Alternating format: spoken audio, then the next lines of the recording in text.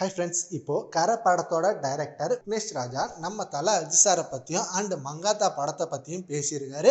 அவரோட ப்ரொமோஷன் இன்டர்வியூல போர் தொழில் படத்துக்கு அப்புறம் விக்னேஷ் ராஜா கர அப்படின்ற படம் மூலமா தனுஷை வச்சு இயக்கிட்டு இருக்காரு. அண்ட் இந்த படத்தோட ட்ரெய்லர் இன்னைக்கு ரிலீஸ் ஆக போகிற நிலையில அவரோட ப்ரொமோஷன் இன்டர்வியூல இந்த படத்தோட கதை எப்படி இருக்கும் அப்படின்னு கேட்டதுக்கு, மங்காத்தா படம் மாதிரியே ஒரு பேரலல் ஸ்டோரியில கர படமும் இருக்கும். எப்படி மங்காத்தா படத்துல அஜித் சாரோட எந்த ஒரு பேக் ஸ்டோரியும் இல்லாம அவரோட கேரக்டரை மிகப்பெரிய அளவுல காமிச்சாங்களோ அதே போலதான் அண்ட் மங்காத்தா படம் ரிலீஸ் ஆகி ஒரு ரைட்டருக்கும் டைரக்டருக்கும் மிகப்பெரிய அளவுல விடுதலை கொடுத்தது. ஏன்னா ஒரு நெகட்டிவ் ஷேடால ஒருத்தரை காமிக்கணும்னா அவருக்கு மிகப்பெரிய அளவுல பேக் ஸ்டோரி வைக்கணும். ஆனா மங்காத்தா படத்துல அப்படி எந்த ஒரு பேக் ஸ்டோரியும் இல்லாம தான் சீனை மாசா எலிவேட் பண்ணிருப்பாங்க. சோ அது சினி இண்டஸ்ட்ரிக்கு மிகப்பெரிய புது அளவுல ஒரு ஃப்ரீடம் கொடுத்தது.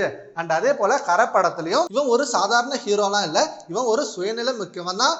இவனுக்குன்னு தேவையானதை அவன் கண்டிப்பா அடைஞ்சே தீருவான். அப்படிதான் இந்த கதையும் இருக்கும் அப்படின்னு சொல்லியிருக்காரு. அண்ட் மங்காத்தா படம் கண்டிப்பா சினி இண்டஸ்ட்ரியை மாத்தி அமைச்ச படம். ஏன்னா ஒரு ஹீரோ இப்படி அளவுல நெகட்டிவ் ஷேடா பண்ண முடியுமா? And salt and pepper look and climax twist இப்படின்னு ஏகப்பட்ட விஷயம் தமிழ் இண்டஸ்ட்ரிக்கு புதுசாவே இருந்தது. வெங்கட் பிரபு சரி, அஜித் சார் சரி, இந்த படத்தை மிகப்பெரிய அளவுல கொண்டு போனாங்க. அண்ட் அந்த படத்தோட ரீரிலீஸும் ஆகி செம்ம ரெஸ்பான்ஸ் கிடைச்சது நம்ம ரசிகர்களுக்கு. சரி, ஓகே ஃப்ரெண்ட்ஸ், இப்ப கர படத்தோட டைரக்டர் நம்ம மங்காத்தா படத்தை பத்தி சொல்லியிருக்காரு. அதை பத்தி உங்க ஒப்பீனியனை நம்ம கமெண்ட் பாக்ஸ்ல கமெண்ட் பண்ணுங்க. Thank you friends.